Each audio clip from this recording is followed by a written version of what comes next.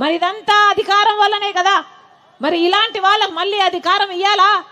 ఇలాంటి వాళ్ళని మళ్ళీ చట్టసభలకు పంపాలా? ఒకసారి ఆలోచించాల్సిన అవసరం ఉంది. ఈరోజు మన రాష్ట్రంలో రాజకీయాలను గమనించండి. ఈరోజు మన రాష్ట్రంలో 10 సంవత్సరాలు అయిందన్నా మన రాష్ట్రం ఏర్పడి. 10 సంవత్సరాల రాష్ట్రం. ఈ పాటికి మనకు ప్రత్యేక హోదా 10 సంవత్సరాల కిందట వచ్చుంటే ఒక్కొక్క నియోజకవర్గంలో 50 నుంచి 100 కొత్త పరిశ్రమలు వచ్చేవి. ఎంత అభివృద్ధి జరిగి ఉండేది. మన బిడ్డలకు ఎన్ని ఉద్యోగాలు వచ్చుండేవి. కానీ 10 సంవత్సరాలు అయింది. ఈ రోజు వరకు కూడా ప్రత్యేక హోదా రాలేదు. కారణం, ముఖ్యమంత్రిగా చంద్రబాబు గారు ప్రత్యేక హోదా కోసం ఏది చేయలేదు. ముఖ్యమంత్రిగా అయినాక జగన్మోహన్ రెడ్డి గారు కూడా ప్రత్యేక హోదా కావాలని ఒక్కసారి కూడా ఏ ఉద్యమము చేయలేదు. ఇద్దరు ఈరోజు ప్రతిపక్ష నాయకుడైనా పాలకపక్ష నాయకుడైనా చంద్రబాబు గారైనా జగన్మోహన్ రెడ్డి గారైనా ఇద్దరు బీజేపీ పార్టీకి గులాంగిరి చేస్తున్నారు. ఇద్దరు మోడీతో తొత్తులుగా తయారయ్యారు తప్పితే ప్రజల గురించి ఎవరు ఆలోచిస్తున్నారన్నా? ఇద్దరికి ఏమీ తేడా లేదు. ఒకరికేమో ఉన్నది మోడీతో బహిరంగ పొత్తు, ఇంకొకరికేమో జగన్మోహన్ రెడ్డి గారికి మోడీతో ఉన్నది అక్రమ పొత్తు.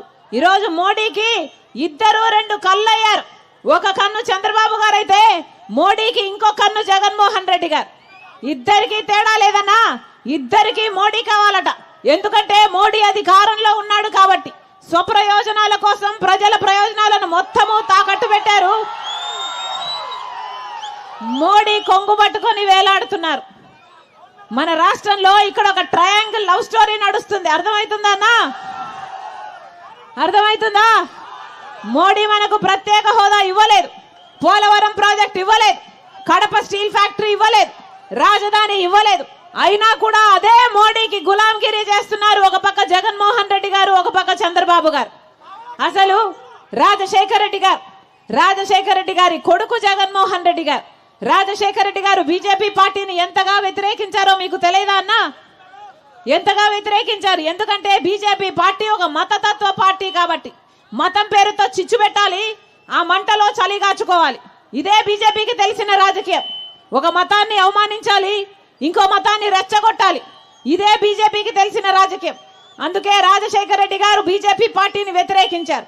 ఈ రోజు అదే బీజేపీ పార్టీ ముస్లింలకున్న 4% రిజర్వేషన్, రాజశేఖర రెడ్డి గారు ఇచ్చిన రిజర్వేషన్ ఎత్తేస్తాము అని బెదిరిస్తున్నా కూడా జగన్మోహన్ రెడ్డి గారు సొంత కొడుకై ఉండి ఈరోజు బీజేపీ పార్టీకి తొత్తుగా మారారు అంటే మరి రాజశేఖర రెడ్డి గారి ఆశయాలను నిలబెట్టిన వాళ్ళు వీళ్ళు ఎలా అవుతారు అని అడుగుతున్నాం. రైతులను ఎలా చూసుకున్నాడన్నా రాజశేఖర రెడ్డి గారు? రైతులని నెత్తిన పెట్టుకోలేదా రాజశేఖర రెడ్డి గారు? ఏమన్నా రైతులకు రుణమాఫీ చేశాడు. ఇన్పుట్ సబ్సిడీ, ఎరువుల మీద సబ్సిడీ, విత్తనాల మీద సబ్సిడీ, డ్రిప్ మీద సబ్సిడీ, యంత్రాల మీద సబ్సిడీ. రాజశేఖర రెడ్డి గారు మద్దతు ధర ఇచ్చాడు, పెట్టుబడుల్ని తగ్గించారు. ఎంతగా చూసుకున్నాడు రాజశేఖర రెడ్డి గారు? మరి రాజశేఖర రెడ్డి గారి కొడుకు జగన్మోహన్ రెడ్డి గారు 5 సంవత్సరాలుగా అధికారంలో ఉన్నాడు జగన్మోహన్ రెడ్డి గారు. మరి వ్యవసాయం ఏమైంది? ఈరోజు వ్యవసాయం దండగైపోయింది. రైతులు అప్పుల పాలైపోయారు. ఏమంటే కనీసం మద్దతు ధర లేదు, డ్రిప్ వేసుకుందామంటే సబ్సిడీ లేదు, కనీసం పంట నష్టపోతే పంట నష్టపరిహారం కూడా లేదు.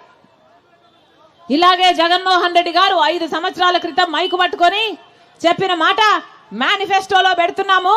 3000 కోట్లు ప్రతి సంవత్సరము ధర స్థిరీకరణ నిధి కోసము, రైతుల కోసము, మద్దతు ధర కోసము పక్కన పెడతానన్నాడు. ఒక్క సంవత్సరం అయినా జగన్మోహన్ రెడ్డి గారు 3000 కోట్ల రూపాయలు రైతుల కోసం పక్కన పెట్టాడా అన్నా? 4000 కోట్లు పంట నష్టపోతే పంట నష్టపరిహారం కోసం పక్కన పెడతానన్నాడు. ఒక్క సంవత్సరమైనా 4000 కోట్ల రూపాయలు రైతుల కోసం పక్కన పెట్టాడా జగన్మోహన్ రెడ్డి గారు?